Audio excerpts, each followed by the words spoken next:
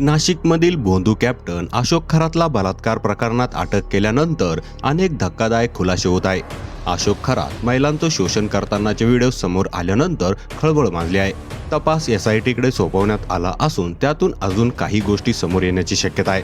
दरम्यान खरात यांच्यासोबत चाकणकर यांचे फोटो सोशल मीडियावर व्हायरल झाले आहेत. त्या खरातच्या संस्थेवर संचालक देखील असल्याचे पुढे आले आहे. त्यामुळे विरोधकांकडून चाकणकर यांच्या राजीनाम्याची मागणी करण्यात येत आहे. त्यातच राष्ट्रवादी काँग्रेसमधील रुपाली पाटील ठोंबरे यांनी रुपाली चाकणकर फरार असल्याची पोस्ट सोशल मीडियावर केली आहे.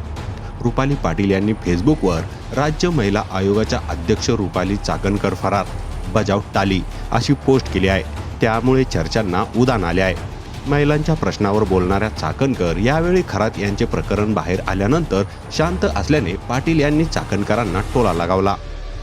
भोंदू कॅप्टन अशोक खरात यांच्या कांडात नाव आल्यावर खरंच रुपाली चाकणकर या फरार झाल्या आहेत का? यावर तुम्हाला काय वाटतं ते कमेंट करून नक्की सांगा.